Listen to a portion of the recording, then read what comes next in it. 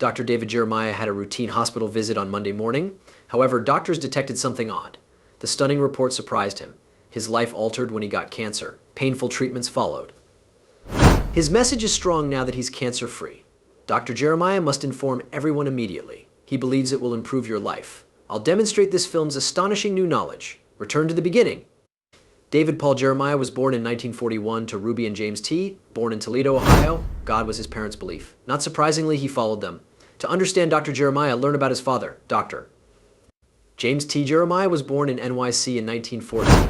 His first sermon was in Panama, New York. After graduating from Johnson City Baptist Bible Seminary, he joined Toledo's Emmanuel Baptist Church in 1938. In 1940, he led Dayton's Emmanuel Baptist Church. He discovered Cedarville in Dayton. The school's directors sought to merge it with another organization before closing. He immediately took over a school with declining enrollment and rising debt. His school leadership began soon. Dr. James Jeremiah got Cedarville from failing to a university. He added students, reaching 1,200 by the mid-1970s. On the side, he preached. He earned a bachelor's degree in history at Central State University while Cedarville's president. Victory Lake School of Theology awarded him a master's in 1969. He received an honors Doctor of Letters from Cedarville College in 1974. After leaving president in 1978, he remained chancellor until his death in August 2000. Dixon Ministry Center Chapel is named after him. This is Jeremiah Chapel. Dr. James Jeremiah became hungry for God and mankind. When he was 11, his family moved to Dayton, Ohio, to start again. He's been moving ever since. Dr. Jeremiah earned his BA in English from Cedarville College in 1963. In the same year, he married his beloved Donna Thompson. As a collegiate basketball player, he met her dancing. His love for Donna is second only to God. After Roy Rogers took him up from church, Dr. Jeremiah realized he neglected to kiss Donna as Rogers left. He kissed her face after asking him to call her. That displays his appreciation for small things. He then earned his master's in theology from Dallas Theological Seminary in 1967 and continued his studies at Grace Seminary. Famous preacher received an honorary Doctor of Divinity from Cedarville in 1981. Priesthood was not his goal at this time. Teaching or radio were his goals. However, his dad called him on Friday night and asked him to do something odd. He invited him to speak at a small-town church to replace the weekend's sick pastors. Young Jeremiah was astonished and assumed his dad was joking. He departed after his dad said it was a good idea. He and his girlfriend Donna attended church that night to serve the Lord. His sermon was so well received that he was invited to speak elsewhere. Then he understood his calling. Dr. David Jeremiah should preach because God wants him to. A minor favor became a major deal. He founded Black Hawk Baptist Church and Christian School in Fort Wayne, Indiana. He started the Bible Hour, learning how to spread the faith through media. Black Hawk Church increased from 7 families to 1,300 under his leadership. Dr. Jeremiah moved from place to city as a child. Like Abraham, he left as instructed. He and his family visited Southern California in 1981. After Tim LaHaye, he became senior pastor of Shadow Mountain Community Church, formerly Scott Memorial Baptist Church. Under his guidance, the church developed to 9 satellite sites, including Arabic and Hispanic congregations. The main church grounds houses Southern California Seminary and Christian Unified Schools of San Diego. In 1982, Dr. Jeremiah founded Turning Point for God. This multimedia broadcast mission spreads Jesus' message worldwide. It spreads God's unchanging word in a changing world. Radio and TV shows started locally and grew worldwide. The radio broadcast airs in over 2,200 countries. The American Christian novelist has received the NRB President's Award, Hall of Fame Award, and National Religious Broadcasters Award. He was diagnosed with cancer twice in 1994 and 1998. We'll discuss that soon. His book, When Your World Falls Apart, recounts his cancer battle. Dr. Jeremiah speaks at universities, conventions, and workshops and writes books. He pastors Shadow Mountain Community Church and leads Turning Point for God. The Wall Street Journal, Publishers Weekly, USA Today, ECPA Medallion of Excellence Award, and 2 gold medallions are among his book awards. He and Donna have 4 kids and 12 grandchildren. Jeremiah's oldest son, David Michael, runs Turning Points and anchors the radio show. His second son is Daniel. He was an NFL scout and is currently an NFL Network reporter. Jennifer runs Shadow Mountain Women's Ministry, and Jan prepares activities. He's been hospitalized several times. Besides normal ailments, he treats cancer. Like a 9-lived cat, he survived these issues. What happened? Dr. Jeremiah became ill in 1994 and needed immediate medical attention.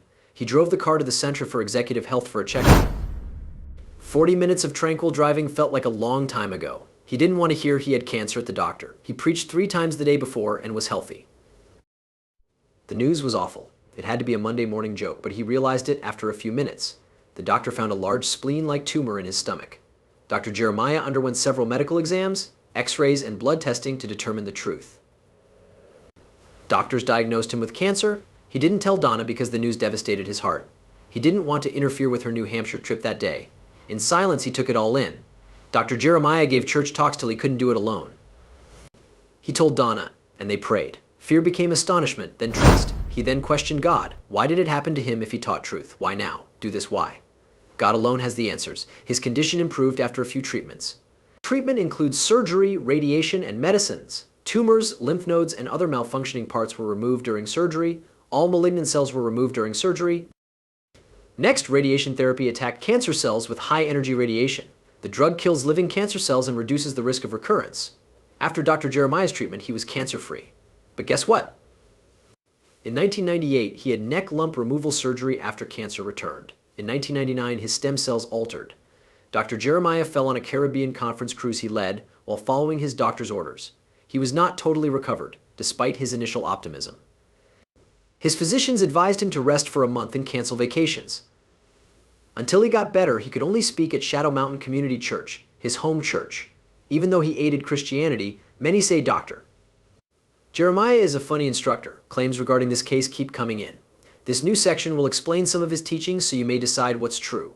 This famous minister and author may be losing his religion without recognizing it. Leaving the faith is his first charge. Apostasy, what is it? The Lord predicted a significant loss of faith amid the tribulation and a growth in faith before. In 2 Timothy 3.13 and 1 Timothy 4.1, Theopedia defines heresy as abandoning faith. Has Dr. Jeremiah lost hope? Many ways exist for people to reject Christ. The first group denies God. They deny his existence and won't discuss God. Not everyone believes in Jesus. Buddhists, New Age Muslims, Hindus, and Catholics. The third group is false Christians. They're like those whose hearts were hard when God spoke. After succeeding, they gave up. Always a liar is a wolf disguised as a sheep. We'll see them unintentionally one day. Shadow Mountain Church's leader probably is. Let's examine his lesson's intriguing aspects. The respected preacher typically appears on Trinity Broadcasting Network with the late Paul Crouch during their Autumn Praise-a-thon. TBN broadcasts blasphemy and allows anti-Christian remarks.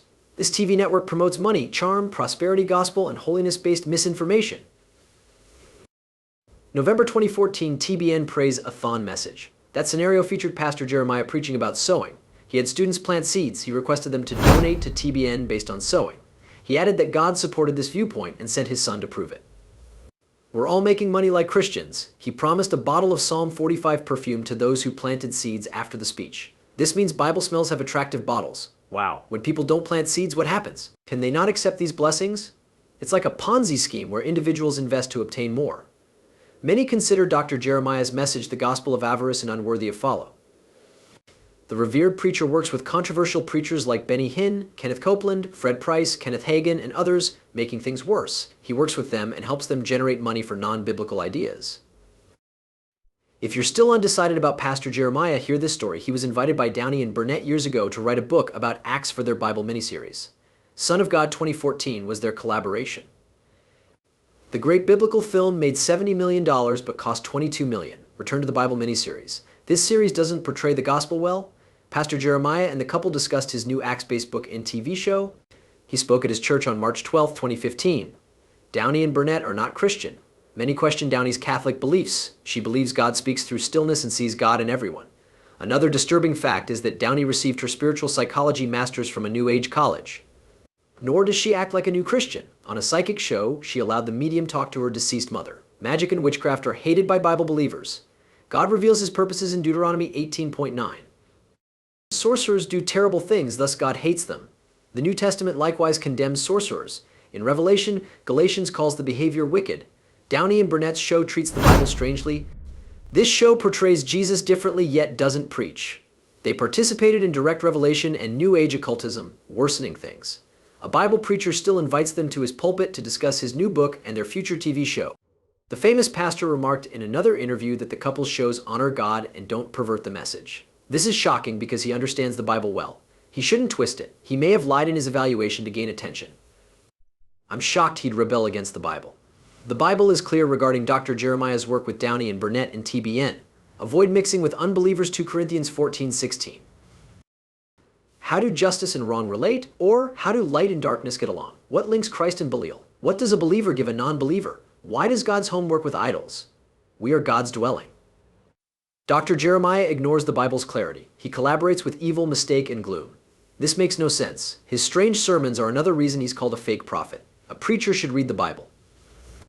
But David Jeremiah is different. Sometimes he reads from his books for 10 to 15 minutes. One time, he read from Agents of the Apocalypse. True Christians only know the Bible. Imagine hundreds of people eagerly awaiting God's word, but only hearing their pastor. You can't downplay his experience and understanding, but it's unfair to not teach the Bible honestly.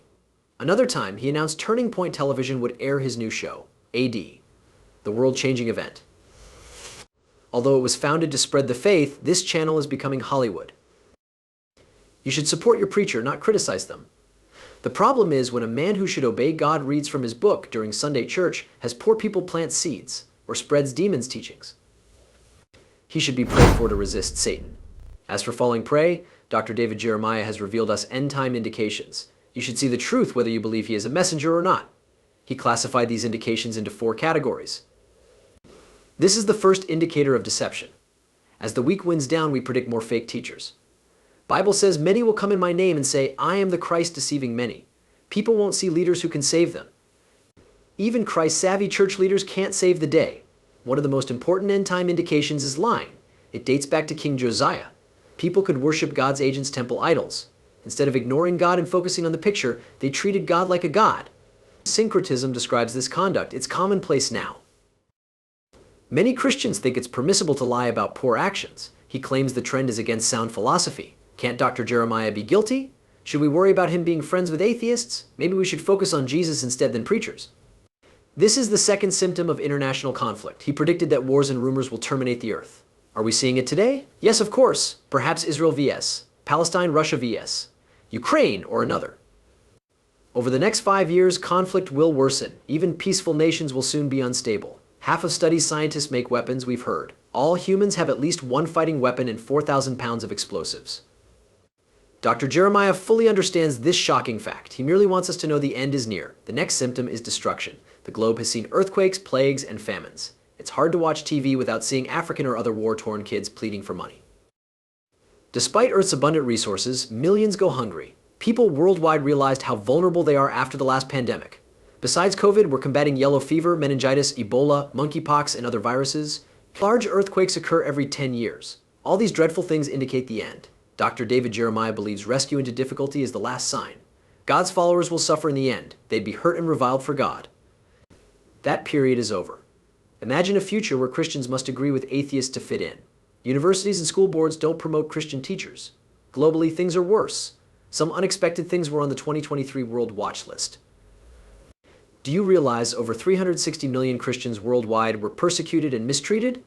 Another 5,521 individuals died, and 2,110 Christian buildings were targeted. Living as Christians is expensive. These signs show the planet is deteriorating. It seems the end is near. The priest says you should be ready. All Christians should follow the Bible, he says. You ready for the rapture?